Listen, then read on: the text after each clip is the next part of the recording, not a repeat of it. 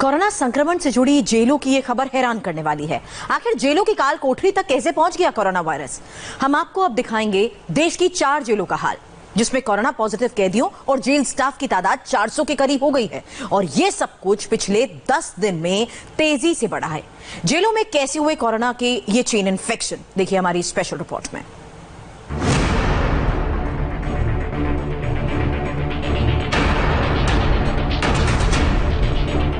देश की 4 जेलों में हड़कंप है, क्योंकि कोरोना जेल की ऊंची दीवारों को लांघकर कैदियों में फैल चुका है।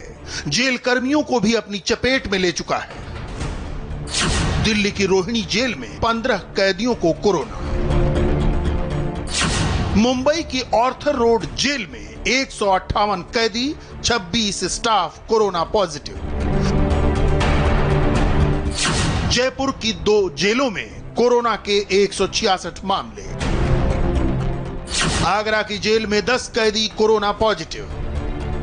कोरोना संक्रमण के लिहाज से सबसे गंभीर हालत है मुंबई की ऑर्थर रोड जेल की, जहां देश भर में सबसे पहले कोई कैदी कोरोना से संक्रमित पाया गया। जेल में 6 मई को पहले कोरोना संक्रमित कैदी का पता चला और आज 18 मई तक कोरोना संक्रमित कैदियों और जेल स्टाफ को मिलाकर कुल तादाद 184 तक पहुंच गई है। मुंबई के आर्थर रोड जेल में 81 और कैदियों को कोरोना डिटेक्ट हुआ है। इसके पहले 77 कैदी सहित 26 कर्मचारियों को भी कोरोना डिटेक्ट होने की खबर सामने आई थी। फिलहाल जिस तरह से मुंबई के आर्थर रोड जेल में कैदियों का ग्राफ कोरोना को लेकर बढ़ रहा है, वो कहीं ना कहीं जेल प्रशासन के लिए चिंता का विषय है। ऑर्थर रोड जेल में इस वक्त करीब 3000 कैदी हैं। इनमें से करीब 500 की संख्या ऐसे कैदियों की है जो गंभीर अपराधों की श्रेणी में बंद हैं और उनके लिए सिक्योरिटी का इंतजाम भी अलग होता है। कैदियों को कोरोना टेस्टिंग के लिए जेल की मेडिकल टीम के साथ जेजे अस्पताल की स्पेशल टीम को भी बुलाया जा रहा है।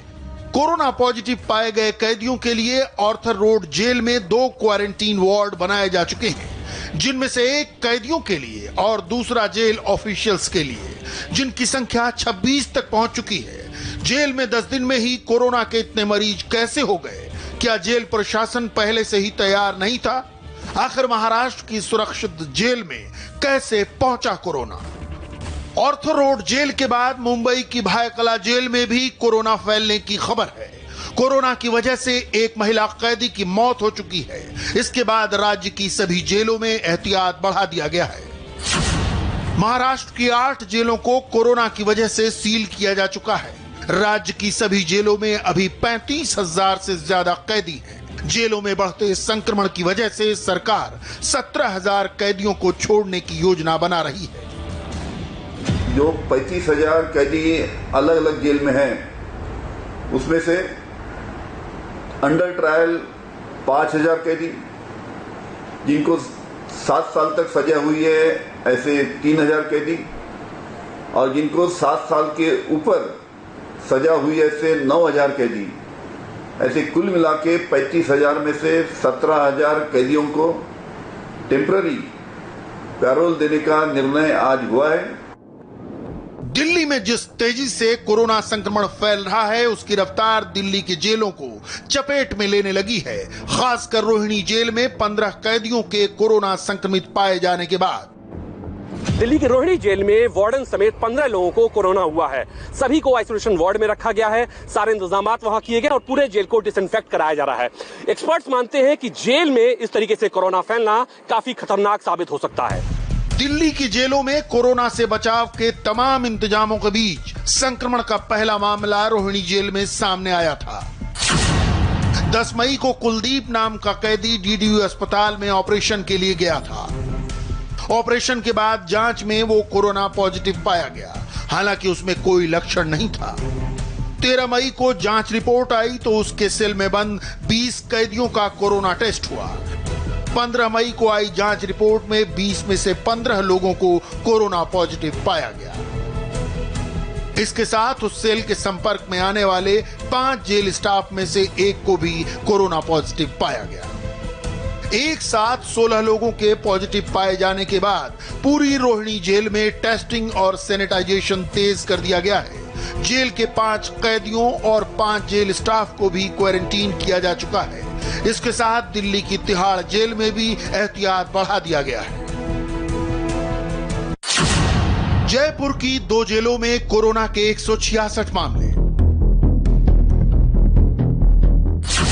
डिस्ट्रिक्ट जेल में 131 कैदी, 1 जेलर, 3 स्टाफ को कोरोना।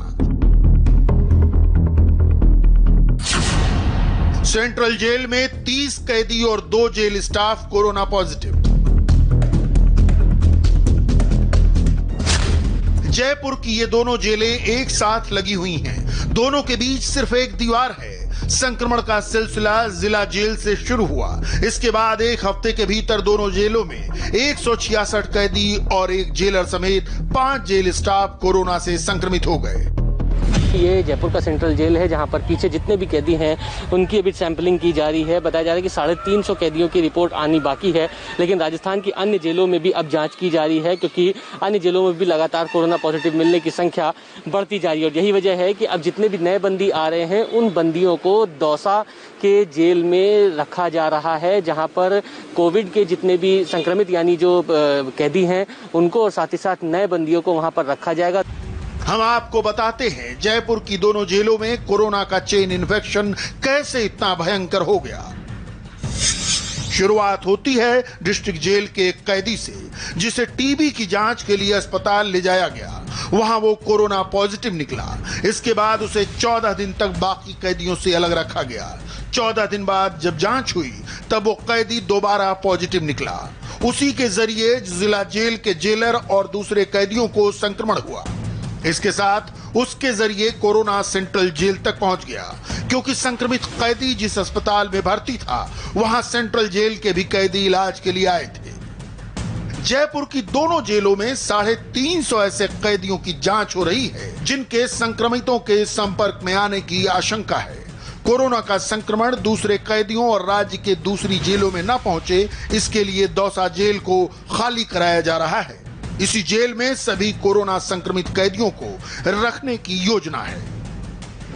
अब हम लोगों ने एक और वैकल्पिक व्यवस्था कर दी है। वो वैकल्पिक व्यवस्था ये की गई है कि जिला जेल दौसा को हमने कन्वर्ट कर दिया कोरोना जेल के रूप में। जिला जेल के जितने बंदी थे उनको दूसरी जेलों में ट्रांसफर करके उस पूरी जेल को खाली करा के अब जो भी नए बंदी आएंगे जयपुर के, अलवर के, सवाई माधोपुर के और आसपास के इलाकों के, उन सबको हम लोग अब जिला जेल दौसा में ही भेज रहे हैं।